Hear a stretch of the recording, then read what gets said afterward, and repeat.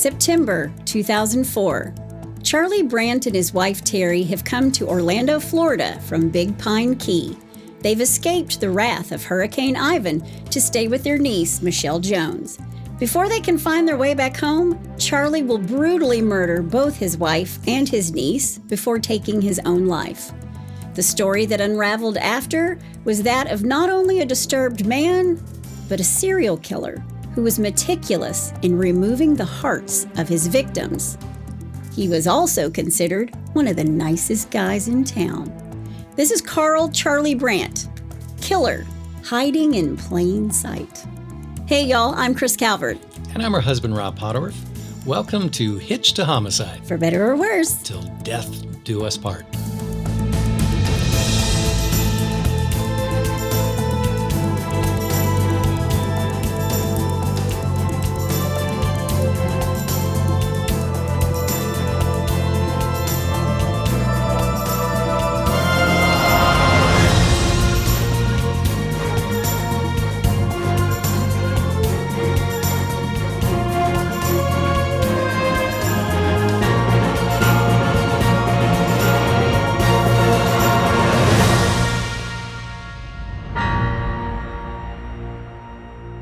Welcome back, everybody. Yes, welcome. And let me prepare for this one.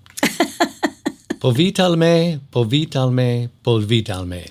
For our friends in Poland. Oh, that's amazing. Yeah, there you go. We love you, Poland. That's probably the most difficult one I've had to do so far. So. No, it's not. Yeah, a little bit. No, it's not. Well, wherever you're listening, be sure to like, rate, and review. That helps other people to find us. Yep. You can also watch on YouTube. If you're watching on YouTube, hit that subscribe button. Yeah, we've got 121 subscribers now. Yes, thank you to all our new listeners and cool. all our new watchers. Yeah. And also welcome to all our new members of our closed Facebook group, the In-Laws and Outlaws. We appreciate you. Our favorite group. Yes. If you want to join, all you have to do is go to Facebook, type in H2H In-Laws and Outlaws. You'll find us. Yeah. Answer a couple questions, you're in. Yep. All right. Today's case. Okay. I'm going to ask everybody to contemplate something. All right. If you knew someone who seemed to be a model citizen, a friend, a coworker, but you found out that they had actually murdered somebody in their past, Oh, wow. would you tell? Yeah. Would you warn people about them? Yeah. Or would you stay out of it, like not my monkeys, not my circus kind of thing? No, because, I mean, if somebody got murdered after that and you knew that this guy was a murderer, or guy or girl, whoever, I don't know if I could take that to the grave. Exactly. Yeah. Exactly. Hence today's podcast. Okay. All right. And I'm going to get right into this. Okay. Before I get started, I want to thank some sources: Murderpedia, Wikipedia, CBS 48 Hours, The Dr. Phil Show. Oh, wow. Even Dr. Phil got in on this one. The Orlando Sentinel, and The Invisible Killer, The Monster Behind the Mask by Diana Montaigne and Sean Robbins. I'll have a link to the book and all the other sources in the show notes. All right. Well, you ready? I am. All right, let's do it. Charlie Brandt is born on February 23rd, 1957 in Fort Wayne, Indiana.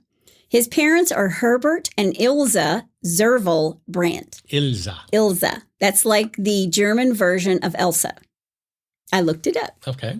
He has an older sister, Angela, or Angie, and two younger sisters, Jessica and Melanie. These two little girls are 10 years younger than Charlie, and Angie is 12 years older than her little sisters. So there's like two sets of kids, like an older set of kids and a younger set of kids. Right. His parents are both German immigrants from Berlin who moved to the United States in 1955. I think they both started out in Massachusetts, but then they moved to Fort Wayne, Indiana, because Herbert, the father, went to work at International Harvester. Oh, yeah. Yep. In the beginning, Herbert worked during the day, and at night he went to college to earn his degree in engineering. So he and Ilse moved around, as you sometimes do when you work for a company. You get transferred. Sure. And as he moved up the corporate ladder, they moved around a lot. And it could have been hard on Charlie, all the moving, lots of different schools. Right. He was quiet and didn't make friends too easily. I also read in one source that he was an overweight kid.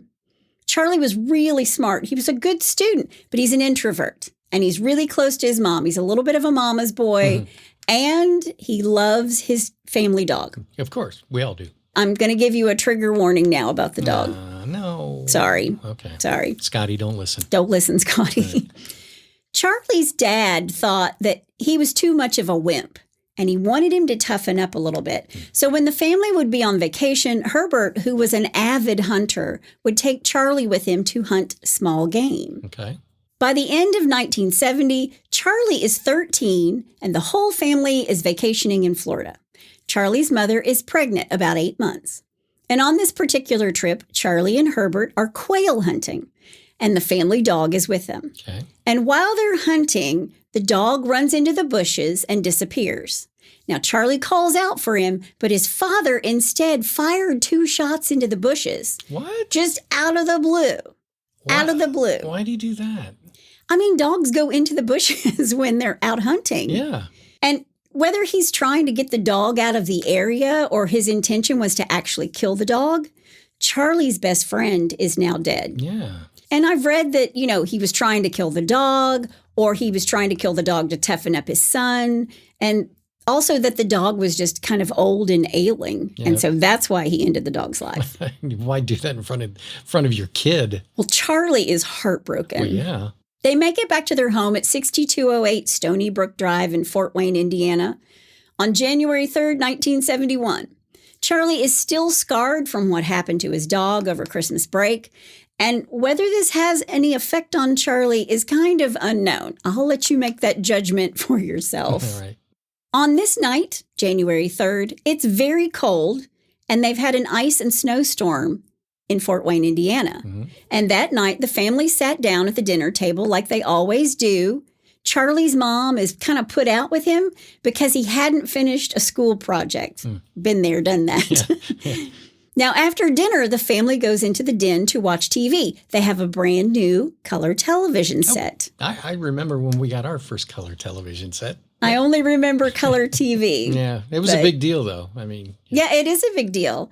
But I do remember when my children asked me if I was alive when the world was black and white. And I promptly said no, I was not. Yeah. I was alive when the world became in color. Yeah. So there you have it. Okay. But they go watch TV, and then Herb and Ilza put his 2 younger sisters, Melanie and Jessica, to bed. Angie goes to her room to read. I'm with Angie. I used to I don't care about TV. I'm going to go read. Yeah. Herb and Ilza go into their master bedroom, and Ilza runs a bath. She's 8 months pregnant. I could see where she would want to soak for a while. Yeah.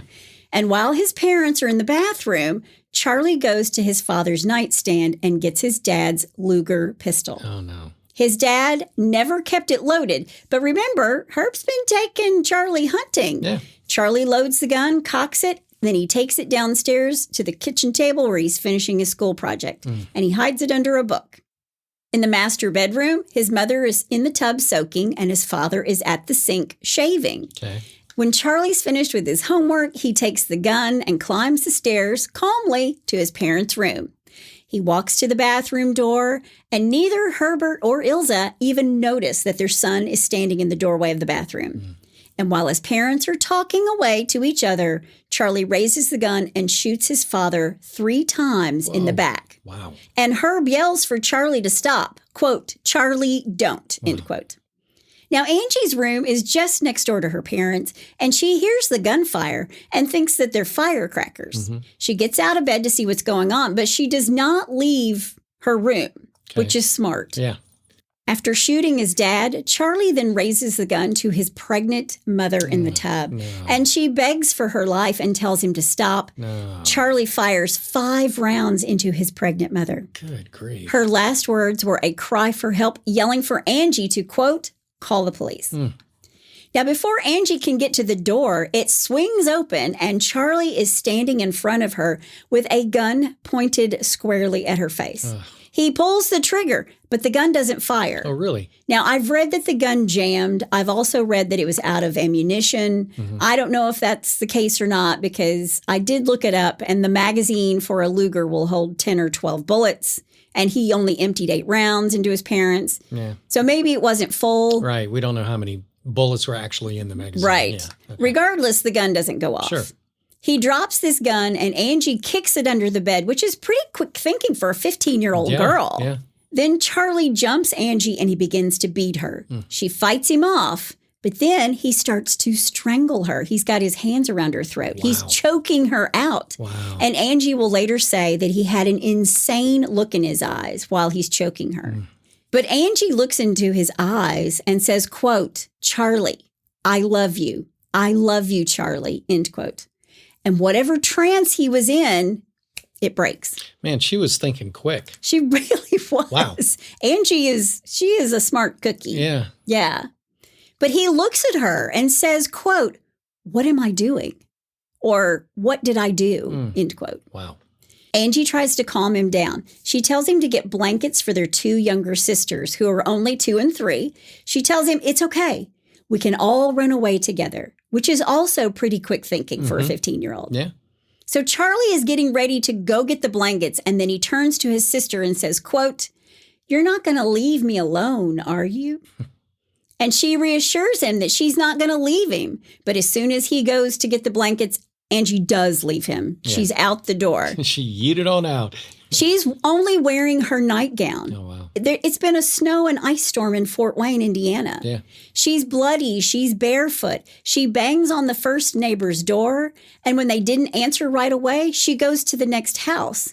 And when she makes it on that front porch, she turns around and sees Charlie coming out of their house. And he is screaming at her that she broke her promise not to leave him. Wah. She runs to the next house and doesn't even knock. She just lets herself inside, and that family calls the police. Yeah. Front door was open? The front door was open, so she just went in. Yeah, it's the 70s. It was the 70s in Fort Wayne, Indiana. Yeah. Meanwhile, Charlie has calmed down, and he's walked across the street to the first neighbor's home where Angie was just moments before. Okay. That's where she knocked on the door and nobody answered the door. But when he gets there, a woman answers the door, and he says, quote, "I've shot my parents," end quote. Really? Very matter of fact. Wow. "I've shot my parents." Yeah. Yeah, how would you like to answer the door late at night and get that? Yeah. Well, he's 13 and he's very mild-mannered, so nobody's expecting this from him. Okay. Now, even though he was shot 3 times in the back, Herbert manages to crawl his way to a phone and calls 911. And then he somehow managed to get from the phone to the door of his bedroom where he locks the door. In his bathroom, his wife and unborn child are both dead in the tub. Sad. So first on the scene is Officer James Quinn. He, along with a neighbor who'd rushed into the house to check on Herbert and Ilza, they find him severely injured and Ilza dead. And when the police and ambulance arrive, he tells them, "It was my son. Charlie pulled the trigger." Wow. They interview Herbert at the hospital, and he says, "I have no idea why Charlie would do such a thing. You know, his son was a normal kid." Yeah. And when they interview Charlie, he tells the police that shooting his parents was the result of more than just one event. Quote, "Everything sort of snapped in my mind," end quote. Yeah, he truly had a break from reality there. Yeah. Wow. He tells the officers about how his father had killed his beloved dog over the Christmas break. And although that had to be traumatizing, it wasn't enough. It wasn't enough merit for him to kill his mother and wound his father and strangle his sister. Yeah. But nobody knows why this normal, meek, mild-mannered, quiet kid had murdered at all. When they asked him why he got the gun from his father's nightstand, he said, quote, "I can't really remember. I sort of felt weird. Maybe it was something I saw on TV. I saw Chamber of Horrors. This guy sort of liked chopping people," end quote. Wow. Now, I don't know what Chamber of Horrors was, but in 1971, I wasn't watching black and white TV or even color TV, really. So, Yeah. Well, you had Dark Shadows and Chamber of Horrors. Exactly. That must have been what it was, something like that. Yeah. But the police didn't think he was so normal. A few days after the shooting, the police drive Charlie to the hospital so he can see his father. And on the way there, Charlie asks the police officers for permission to cry. Really? Is it okay if I cry? Wow. Yeah. So what does that say to you? I mean, his dad's trying to toughen him up, and he has to ask if it's okay if he cries. Yeah, you're not allowed to show emotion. Yeah. Yeah. He apologizes to his dad, and Herbert accepts his apology. Herbert apologizes to Charlie for killing the family dog. And he also tells Charlie that no matter where he went from there, he would visit him. And he does. Okay. Charlie attended the funeral of his mother and unborn sibling. He was surrounded by police officers, and he's in handcuffs and chains. Jeez, boy. He's a 13-year-old kid. Well, I was wondering how we got to go to the funeral. Yeah, he's escorted there with police officers. Okay. All right. All chained up, and he shows no emotion at the funeral of his mother. All chained up and nowhere to go. Yeah, and just no feeling whatsoever. Wow. Now, while he's in custody, 3 different psychiatrists perform evaluations on Charlie. These guys are stumped. He showed no evidence of mental illness. Nothing. Nada. And I saw an interview with one of the doctors who said years later that there was something wrong with Charlie, but it wasn't anything they could diagnose at the time. They just didn't have enough information at that time. Yeah. And remember, it's 1971. Yeah. I mean, they were putting people with Down syndrome into asylums. It wasn't until the 80s that these people aren't institutionalized. So, we've come a long way with lots of medical specialties. Sure. Psychiatry is one of those that we've really come a long way with. Sure. But when Herbert is released from the hospital, he visits Charlie in jail every single day leading up to his trial. Okay. But Charlie at 13 is too young under Indiana law to be tried for the murder of his mother. He tells police that he didn't want to shoot his parents. He loved them very much, but said that he was sort of programmed to do it. Quote, I didn't really want to. I hesitated, but the next thing I knew, I'd shot them. It was like I was forced to do it. I couldn't really control myself, end quote. Wow. Now, authorities thought that he was really angry at his dad, and he's distraught over the dog, and all of that led to his reacting and shooting his parents. Right. But still, a grand jury decided that he was a threat to himself and others. So Charlie is sent to Central State Hospital in Indianapolis, and while he's there, he is a perfect model patient. No behavioral problems, no problems at all. Even Nurse Ratched liked him. Even Nurse Ratched liked him. In June of 1972, Charlie is released after his father worked the court system to get his son home. He had spent 17 months at Central State Hospital. And because Charlie is a minor, his records are sealed. Okay. And Herbert tells Angie and Charlie both they are never to talk about what happened that night. In fact, their father tells their 2 youngest siblings, the little girls who were 2 and 3 at the time of the murder, that their mother had died in a car accident. Really? Not that Charlie had shot her. Why'd he do that? He wants to sweep it all under the rug. Wow. Herbert packs up his kids and moves the whole lot of them to Florida. He's taking time off from his job at International Harvester. And Herbert wanted to put it all behind him. He wanted to act like it had never happened. Again, let's just sweep that under the rug. Nothing to see here. Nothing to see here. Move along. Wow. In the year that they live in Florida, Herbert meets and marries a woman. And after he takes the 2 youngest girls and his new wife back to Indiana so he can get back to work, he leaves Charlie and Angie with their grandparents who had moved to Daytona Beach from Germany in order to raise these 2 kids, these 2 teenagers. Wow. Charlie seemed to flourish at Seabreeze High School. He was outgoing, social. People liked him. He was a really good student. He had lots of friends. And his sister, while at the same high school, she meets her high school sweetheart and future husband. His name is Jim Graves. Okay. And even though the family never spoke of what happened that night on January 3rd, 1971, Angie was still scarred by it all. She was once a straight-A student. And after the murder of her mother, her grades had fallen. And when she falls in love with Jim Graves, she confesses to him that she's sad and that Charlie had in fact murdered their mother. Wow. And had tried to murder her and her father. But she asks Jim to keep her family secret. And Jim didn't think much about it. I mean, he's a kid too. Sure. And the incident happened 5 years before. And when you're a kid, 5 years is forever. And when you're an adult, you blink and 5 years has gone past. 5 years are over. Remember, summer vacations seemed like they went on forever when you were in grade school. Absolutely. Yeah. September 20th, 1978, 7 years after Charlie murdered his mother, Carol Sullivan, a 12-year-old girl, is abducted from a rural bus stop in Austin, Volusia County. 2 weeks later, her skull is found in a rusty paint can in a remote spot in Deltona, Florida. Wow. Authorities think that she was murdered and then decapitated.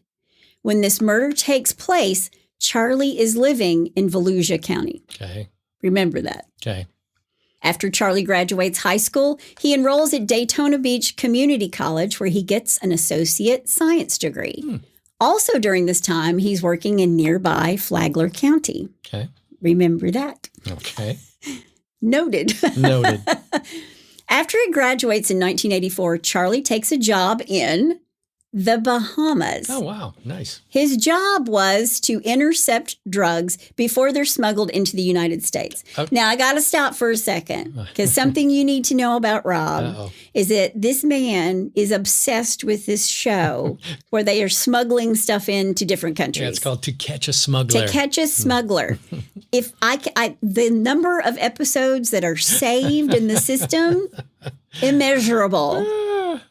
Yeah, I love that show. Yeah, he loves it. But that's what Charlie's doing. It was kind of a time of isolation for him. And while he's alone a lot, he goes fishing a lot in the Bahamas, which would be nice. Yeah. I mean, he's out of Daytona Beach and in the Bahamas. Yeah. I wouldn't mind that gig. I'd take it.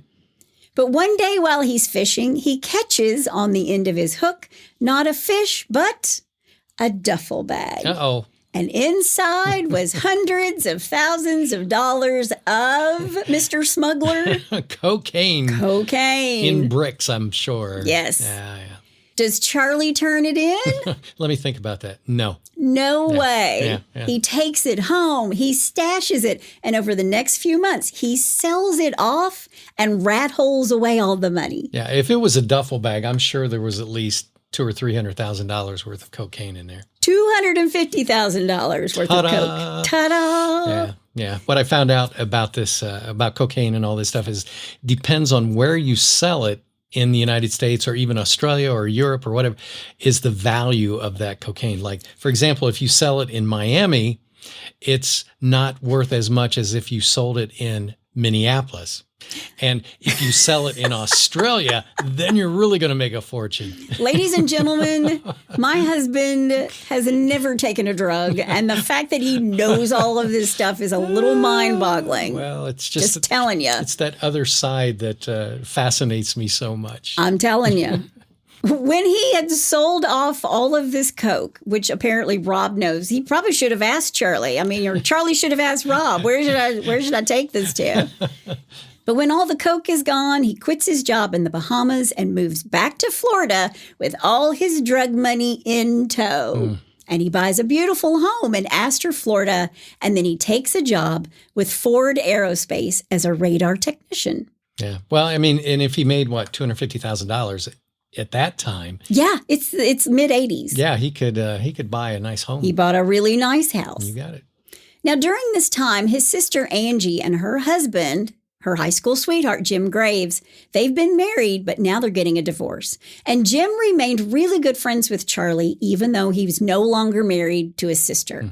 And one weekend, not long after Angie left Jim, he goes fishing with Charlie. He wants to take his mind off of the divorce. And while they are fishing, Jim says, "I wish I knew of a way to break Angie's heart like she broke mine." Wow. And he tells Charlie he'd really like to take revenge on Angie. Why would you say that to your wife's brother? I have no idea. Okay. But Charlie tells Jim, quote, "The best revenge is when you cut someone's heart out and eat it," end quote. Okay. That's called foreshadowing. Oh, baby. Now, at the time, Jim thinks, okay, that's a little hinky. That's a little weird. Yeah. But at the same time, he knows that Charlie's a little odd.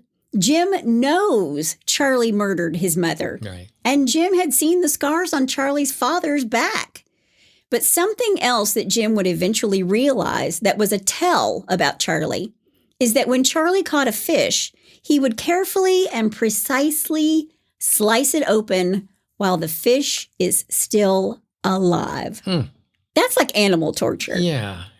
It's odd to say the least, right? But Charlie was a little odd. He was a little OCD. He was extremely neat. He liked to keep records of things, like his mileage and his gas. He was meticulous in how he did everything. You know, everything has to be done just right. A place for everything and everything in its place. Right. The complete opposite of me. Absolute opposite of me. Yeah. But at this point, Charlie and Angie are both adults. But she'd put out these healthy boundaries with her brother for her own peace of mind because she has children. Yeah. And Charlie would visit her, but Charlie never spent the night at Angie's home. Gotcha. By 1985, 29-year-old Charlie Brandt had a beautiful home, a nice job. He's just missing one thing, a woman. There you go. Jim had remained friends with Charlie even after the divorce. And when Jim gets himself a new girlfriend, her name is Nancy, Charlie asks Nancy if she knew of any friends, somebody she could fix him up with. There you go. Meet Teri Helfrich. Teri is Nancy's roommate. Teri's born on March 16th, 1958 in Tokyo, Japan. She has 4 sisters, Mary Lou, Patricia, Claudia, and Marty. Okay. And her father was in the Air Force during World War II and Korea. Okay. So this is a military family, which explains why she was born in Tokyo. Right. Makes sense. Right. Teri's the manager of a retail store. And Charlie and Teri, when they meet, they get along like a house on fire. Don't do it, Teri. Don't do it. Teri is bubbly and funny. She's full of personality. She sort of brings Charlie out of his shell. And after being together for 6 months, these two move in together. And by the start of 1986, Charlie's telling his close friends and family he's going to propose to Teri. It's at this point that Jim and Angie, who are no longer together, tell Charlie, you need to tell Teri what happened on January 3rd, 1971. Yeah, exactly. In fact, Jim tells Charlie, if you don't tell her, I will. Maybe not in those words, but he encourages him strongly to come clean with Teri. And Charlie tells Jim, I'll tell her. Don't worry, I'll tell her. August 29th, 1986, Charlie and Teri are married in a very small ceremony where neither of their families are invited. Really? Yeah. I can understand his, but why hers? I think because he didn't invite his, she didn't invite hers. They just kept it small. Gotcha. But after they say I do, they move 400 miles to Big Pine Key, and they built a house on the waterfront. They're now what's called Piners, as the local residents call themselves. Okay. And they were huge Jimmy Buffett fans. There you go. As am I. Yeah. Fins to the left. Oh, I'm going right. Fins to the left. Fins to the right. Yeah. Huge Jimmy Buffett fan. Margaritaville.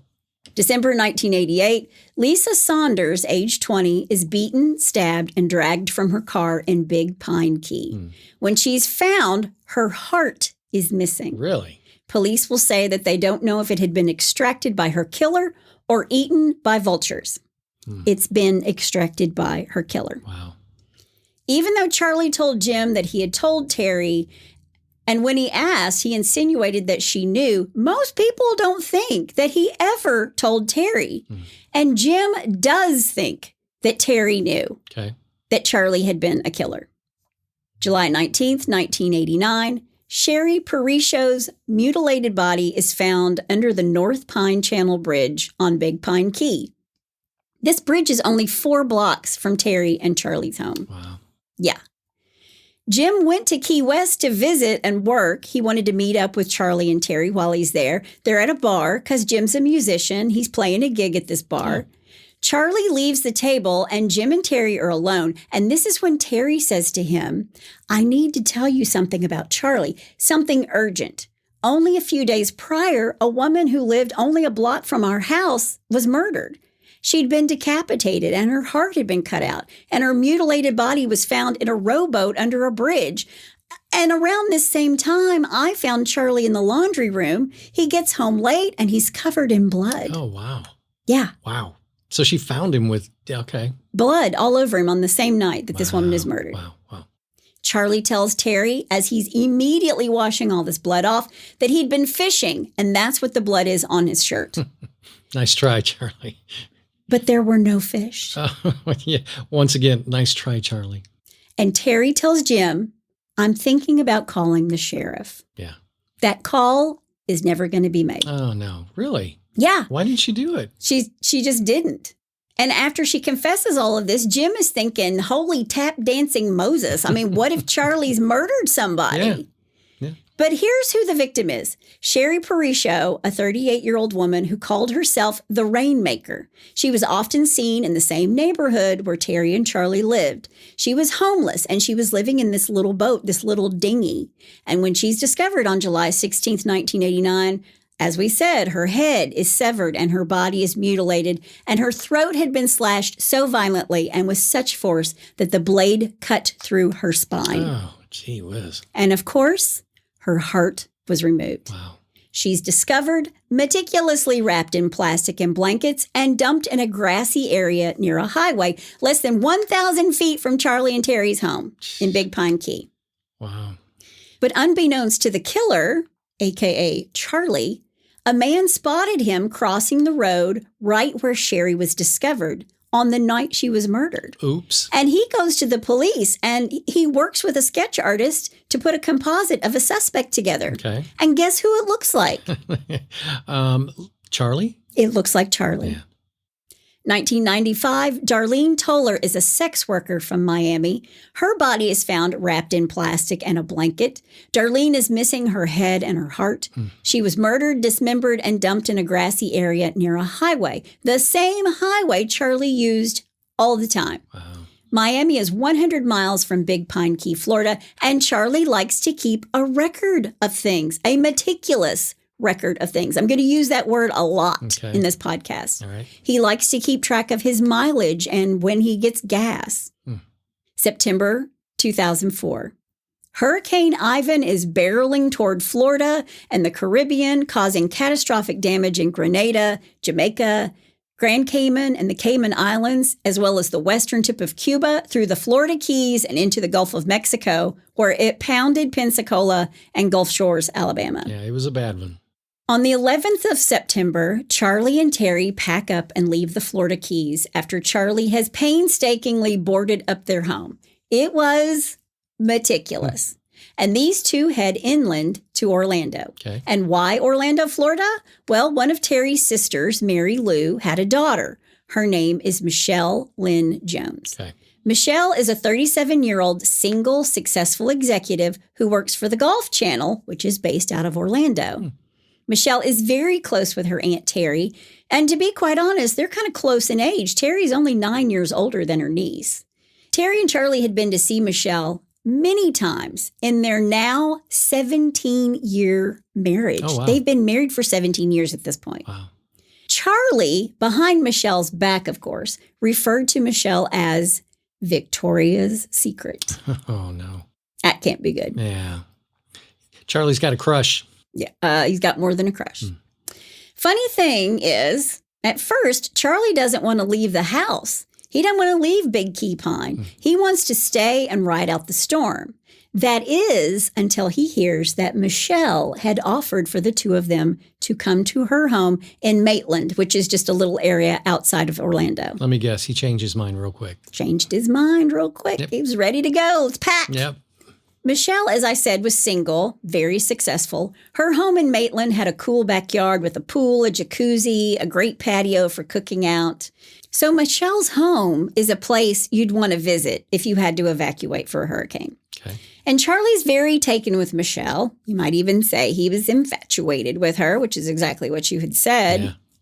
On Saturday, September 11th, 2004, Charlie and Teri pack up their Subaru Outback and drive for 6 hours to Orlando. When they arrive, they spend the day getting settled in at Michelle's home. And the next day, Charlie and Teri went to visit Charlie's dad, Herbert, in Ormond Beach. Okay. Charlie and Teri get to visit with Herbert and Charlie's youngest sister, Jessica. Angie, the oldest sister, the one he tried to murder back in 1971, she couldn't make it, but she did invite Charlie to visit her the very next day. Charlie declined. Okay. They spend that night with Herbert, but the next day, Charlie was really anxious to get back to Orlando and to Michelle's house. Right. Then Charlie tells Teri that he wants to get back to their home in Big Pine Key, but Teri wasn't ready to leave her niece in Orlando just yet. She'd just gotten there. But before they leave Herbert's home, Charlie hugs his father and his sister very tightly. A different kind of hug. It was so different that his father thought it was a little strange. That's ominous. Yeah. When they make it back to Orlando, suddenly Charlie changes his mind about immediately turning to Big Pine Key. He wanted to stay through the weekend. So they arrive on a Saturday, September 11th, and they go to visit with his dad for one day. And when they return on Sunday, he tells Teri he wants to stay through the weekend. That's like 6 more days. Yeah. He wants to stay the whole week. Wow. They arrive back at Michelle's home. Michelle's really close with her mom, Mary Lou, Teri's sister. And Michelle also has a very close-knit group of friends with whom she talks to every single day. And one of those friends is Lisa Emmons, and the other is Debbie Knight. Okay. So they arrive on Saturday, September 11th. By Monday the 13th, Teri tells one of her sisters that she's upset because Charlie wanted to stay yet another day. And by Tuesday, Charlie's sister Jessica assumes that he and Teri are already headed home to Big Pine Key. But by Wednesday night, Charlie and Teri still hadn't left to go home. The guest that wouldn't leave. Yeah. But what happened in those few days is part mystery and part murder. Oh, no. Mary Lou calls Michelle's home on Monday night, September 13th, and again on the evening of the 14th. There's no answer. And by the night of Wednesday, September 15th, Mary Lou is really worried because earlier that day, Michelle's coworker had called Mary Lou to say Michelle didn't show up for work. So Mary Lou calls Debbie Knight, one of her daughter's best friends. And Debbie has a key to Michelle's home. Mary Lou, who lives in North Carolina with her husband, Bill, that's Michelle's father, asks Debbie to go over to Michelle's house. And Mary Lou and Bill are really worried, and for good reason. When Debbie arrives at the home at 390 Hickory Drive, she has a strange feeling that something is wrong. And she's on the phone with Mary Lou as she approaches Michelle's house. And she can see Charlie's Subaru is still parked in the driveway. She goes to the front door, but her key isn't working. And on the front porch, she sees that the mail is hanging out of the box, and there are several newspapers on the porch. Not a good sign. She looks through the windows in the front of the house, but the home is dark and she can't see anything. So Debbie walks to the rear of the home, and Mary Lou stays on the phone with her. But then Debbie gets a little bit spooked. She's a little bit panicked. So she goes back to the street where she sees one of Michelle's neighbors who's walking out of his garage. And Debbie tells him, look, I'm worried. She's not coming to the door. Will you come? My key's not working. Will you come with me to investigate this? Yeah. And he says yes. And he brings with him a flashlight and a firearm. Smart man. Yeah. Yeah. She asks him to break the front window, but instead he goes, okay, wait, before we break a window, let's go around to the back. Let's go around and look in the garage. Yeah. And that's exactly what they do. Okay. They go to the garage door and they notice that the light is on.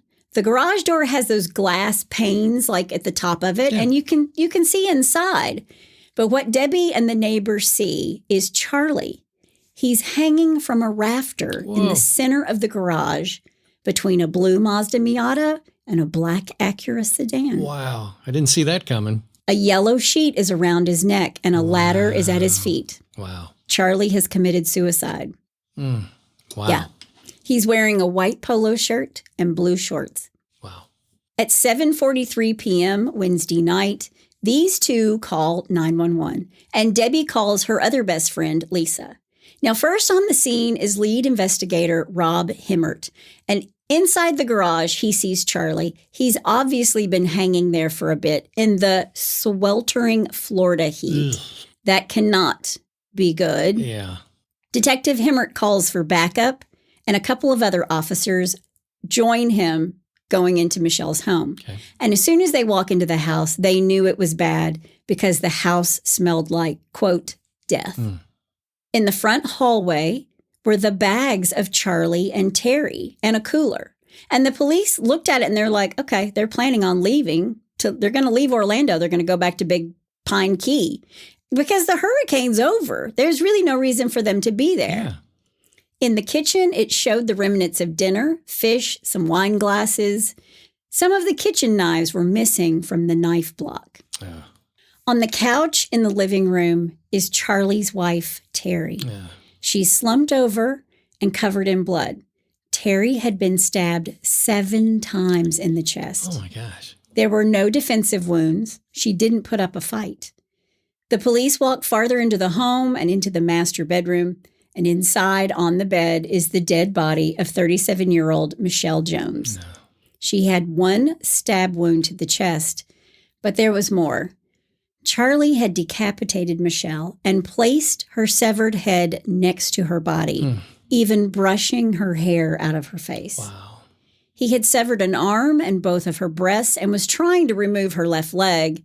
Charlie also cut out of her body Michelle's heart. The heart. Yeah. Across the floor of the room, there were little pieces of her underwear, bras and panties, just sort of strewn across the floor. They were Victoria's Secret. Oh, wow. The knives, Michelle's kitchen knives, were also lying next to her body. And Charlie's bloody clothes were there as well, folded up. Wow. Now, after stabbing Michelle only once in the chest, Charlie took her blood-soaked clothes and carefully placed them in the bathroom sink before he decapitated her and then took her heart from her chest. It was surgical. He clearly had practice at this. Wow. Even the seasoned police officers ran from the house to the front yard because they needed to throw up. It was that horrible. I'm sure. But police know after looking at Michelle's body, this is a man who was killed before. This is a man who is skilled at murder. The taking of the heart, the decapitation of the head, it was precise. It was meticulous. It was almost as if he'd placed her head in a position for her to watch what he was doing to her. Wow. Yeah. Ugh. Wow, this guy's a monster. Yeah. So he removed an arm, both breasts. He's in the process of removing her left leg. Then he raped her dead body and took out her heart. Wow. And there were some reports that Michelle had been disemboweled as well. Charlie then showers and dresses in his white, polo shirt and his blue shorts before walking into the garage to kill himself. Meanwhile, nobody can believe what's happened. Michelle's parents knew that Teri and Charlie had been married for 17 years. Yeah. They were together constantly. They made each other's lunches each day, saying that lunch was better when it was made by someone you love. We don't even make each other's lunches.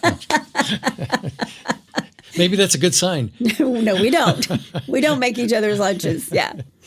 But Michelle was so close with her Aunt Teri and her Uncle Charlie. It just didn't make sense. None of it made sense. Yeah. It's not until the next day when police want to brief the families, including Charlie's father, Herbert, and his sisters, Angie and Jessica, that things get a little weird. Angie drove them all to the police station, and when they arrive, Herbert and Jessica both go in. But Angie couldn't. She couldn't go in. She couldn't get out of the car. Really? So instead, she calls. She calls Detective Himmert and she says, I need to tell you something. And she confesses to the detective all of the things that her sister Jessica didn't know and all of the things that her father Herbert wouldn't say. Really? She tells him that in 1971, Charlie had murdered their mother, shot their father 3 times, and tried to shoot and kill her as well. Wow.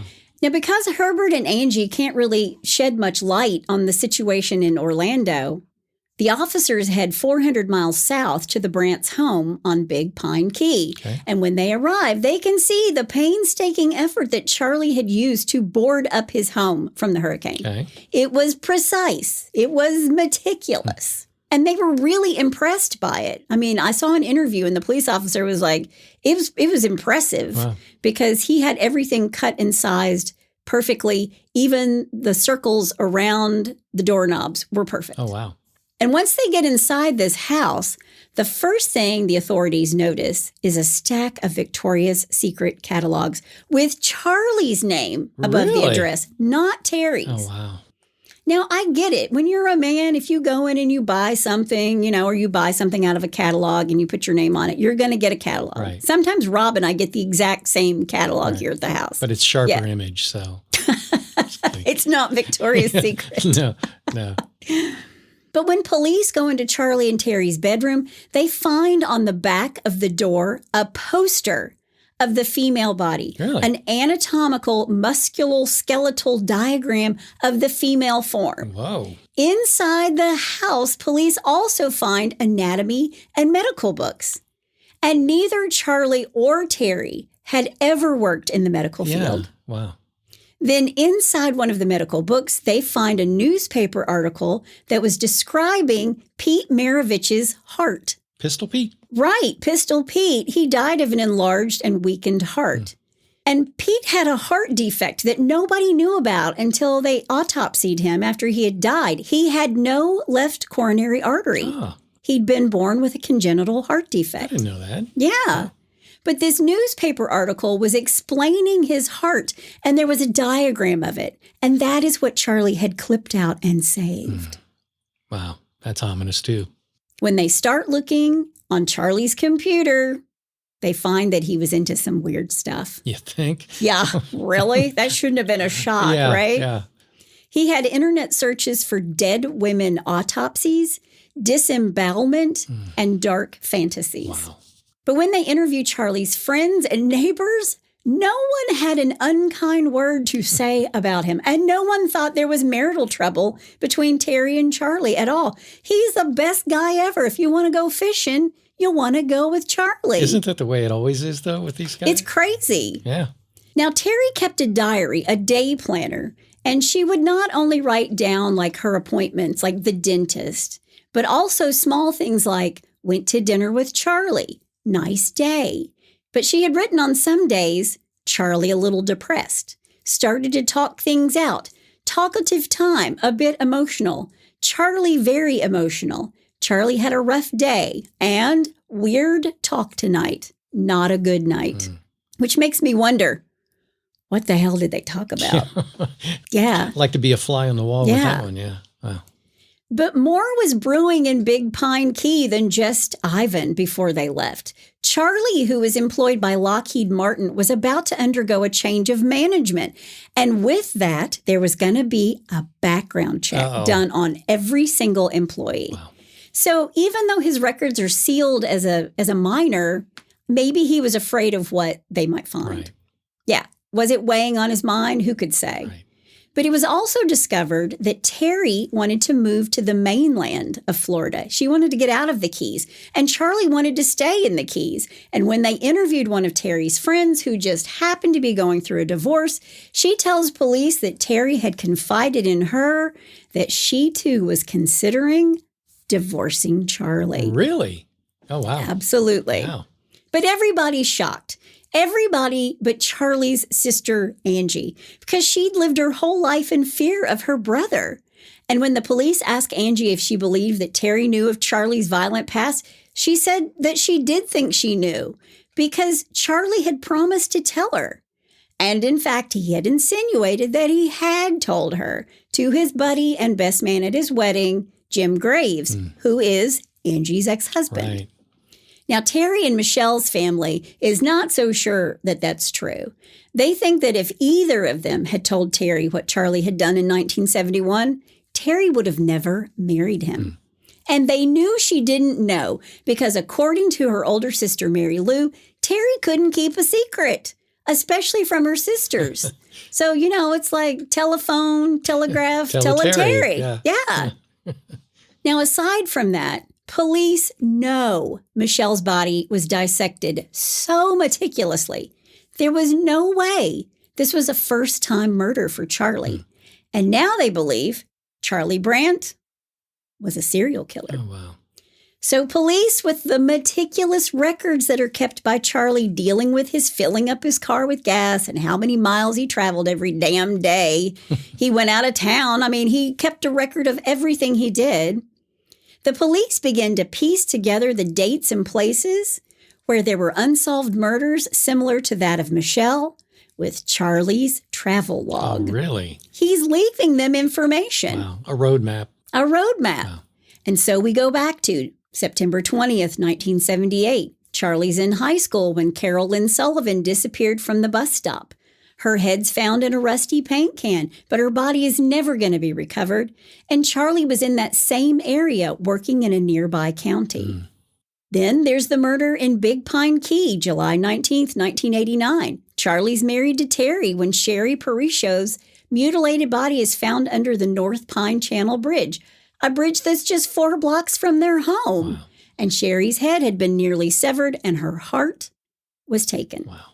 Day after Thanksgiving 1995, Darlene Toller, she's a 35-year-old sex worker who'd been murdered and stuffed into a plastic bag and then wrapped in a blanket.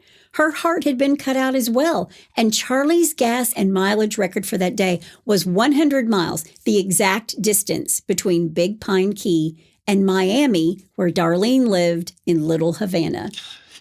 Coincidence? Yeah. I think not. Wow. And don't forget the police composite that looked like Charlie. There was the guy who saw a man running away from the scene of Sherry's murder. Yeah. And also don't forget Teri telling Jim Graves when he's in town that she's thinking of calling the sheriff because Charlie was covered in blood on the same night that the woman was murdered. Yeah. So when the police start investigating Sherry's murder all over again, Jim Graves tells the police everything he knows, including the fact that he confronted Charlie about the murder, and Charlie told him, I had nothing to do with it. Lies, lies. Deny. All lies, all lies. Yeah. So police start going through every unsolved murder case in Florida for the last 33 years. Wow. And other states and even other countries do the same because Charlie traveled a lot.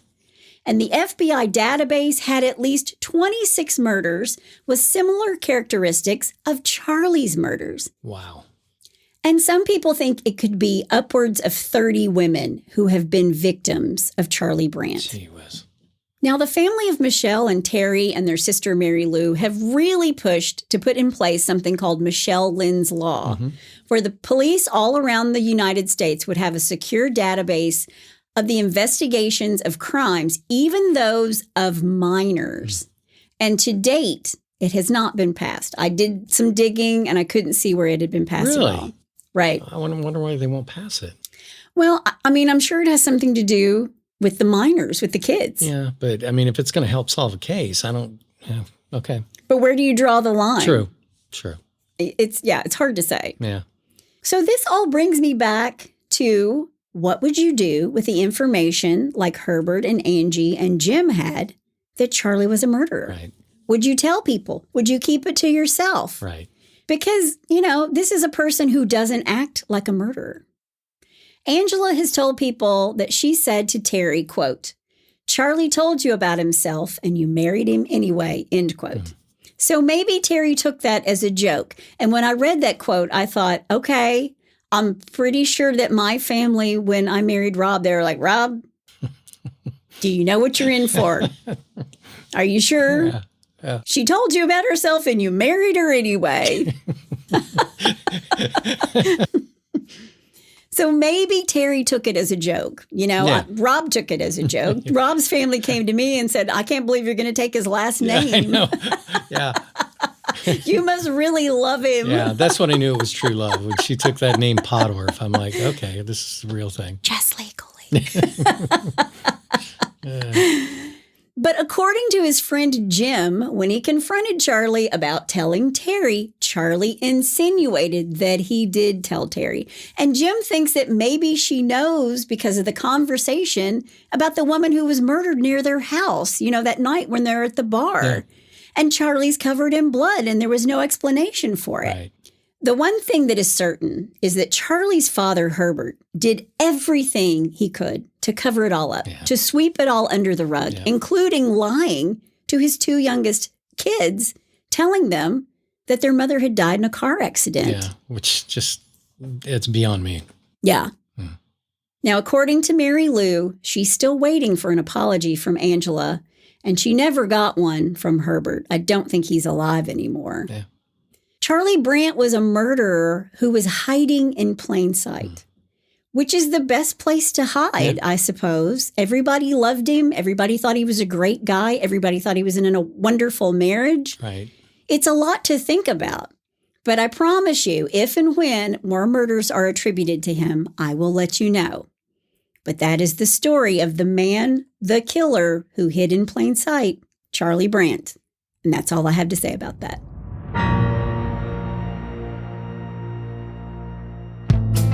Hey, Hitched to Homicide listeners. This is Chris Calvert.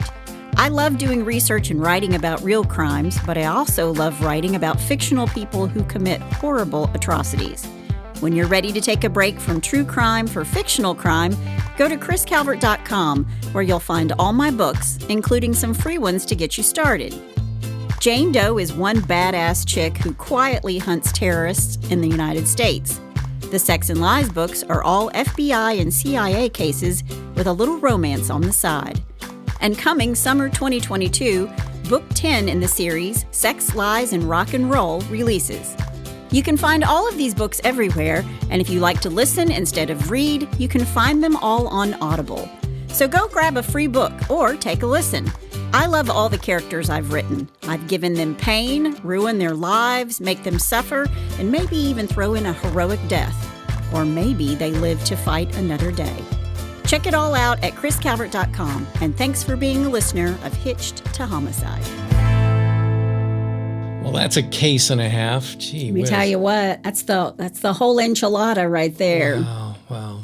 So who knows? I mean, the guy next to you on the bus or on the subway or the guy standing next to you at work could be a killer. I mean, we even talked about that with like Richard Cottingham, him being in the, at the water cooler and saying, that killer could be you. It could be me. I think the biggest tragedy too, well, not the biggest tragedy, but one of the tragedies is the fact that we'll never know how many women, but more importantly, why did he do this? What caused it? Why did he just he's clearly mentally ill. I know, but what was the motivation? What was his thoughts? I mean, I don't know that he had one. And when he killed his mother that night, his sister did say it wasn't him. Yeah. Like she wasn't looking at him. Yeah. That his eyes were dark. It wasn't him. And when she told him that she loved him, he snapped out of it and was like, "What have I done? What have I done?" Wow. Well, yeah. Let's go away from that crazy and go. I'm ready. I need something good. And go over here to stupid crazy. Okay. Right. With a little bless your heart. Well, bless your heart. All right, we're going to travel around the world today. Oh, okay. We're going to start in Australia. A would-be thief who broke into a Melbourne bakery. For all of his troubles, he trapped himself in a locked storeroom. Oops. Yeah, he was captured on CCTV stacking containers, chairs, bins in a desperate attempt to climb up to the roof. Cameras rolled for 30 minutes as he attempted to scale the pile, crashing to the ground at least 5 times. The would-be burglar eventually freed himself and handed himself in. That's like a game online. You stack the boxes, get the criminal out of the bakery. I think the best thing is I can just imagine a dozen cops standing around watching this videotape going, "Oh, watch this, bitch. Oh! Watch this idiot. Yeah. Here he goes again." It would be fun. All right, let's go down to Brazil. 2 burglars rifling through an apartment were disturbed by police and jumped out of a window with a stash of jewelry. Oh. Yeah. Soon afterwards, the police picked up the 2 men acting suspiciously, and while in custody, one man became ill and needed hospital treatment. X-rays showed up the problem. 2 rings, a pendant, and a necklace, all swallowed in haste. Oh. After swift surgery, the apartment owner identified the items and police did the rest. So they didn't put the jewelry, they didn't have time to put the jewelry in balloons like in Rob's show. Well, here's the other thing, too. I mean, when the apartment dwellers identified the jewelry, I'm thinking I would have just said, you know what, you can just go ahead and keep that. No, I would have said, clean that off. If it's good jewelry, I'm keeping it. It's true. All right, so now let's go across the pond to the UK. Okay. A 32-year-old man was jailed for 3 years when he was found hanging upside down from a window after trying to break into a terrace house in Kent.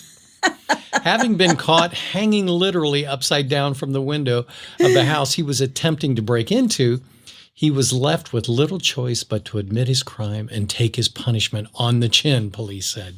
That's some Spider-Man business right there. Yeah, can you imagine upside down, throwing open the sash and seeing a guy hanging there upside down? Hey, dude. Hey, sorry. Can you help me, please? I was being bad, but I need some help here. All right, now let's go that way across Europe to Croatia. Modern technology foiled this felon when he and a mate were found with 103 grams of marijuana in their car. Okay. While they were at the station for questioning, a third man sent a text message to one of their mobile phones saying, Hey, water my weed, please. Dude, don't forget to water the weed. The police went to his place and found a small backyard plantation. The driver was convicted of possession and the intent to deal in drugs. His two friends were left off due to a lack of evidence. Don't forget to water the weed, man. Exactly. And last but not least, let's bring it back here to the good old US of A. Oh, this will be a good one. Obviously, the idea to rob a bank crossed this Illinois resident's mind, but he failed to logically think it through. The 40-year-old man walked into a bank, handed a cashier a threatening note that read, "Be quick, be quiet. Give me your cash or I'll shoot." The bank teller obliged and handed him $400, but the thief had overlooked the fact that his message was scribbled on a piece of his pay slip. Oh my gosh. Yeah, detectives found the other half of the pay slip outside of the bank. Mental giants, man. Mental giants. Complete with the bank robber's name and home address. Social security number, next of kin. Underwear size, the whole nine. Where he works. Yeah. So there's Good Lord. There's your stupid criminal. Bless your hearts for the week around the world. Bless their hearts. Yes. Well, if you have a bless your heart or you know somebody's heart who needs a blessing, go to hitchedtohomicide.com. There's a pull-down menu. Yep. While you're there, you can also suggest a case. Yeah, bring it on. That's all we have today. That's my amazing husband out there. And that's my beautiful bride in the booth. Join us next time on Hitched to Homicide. Bye, y'all.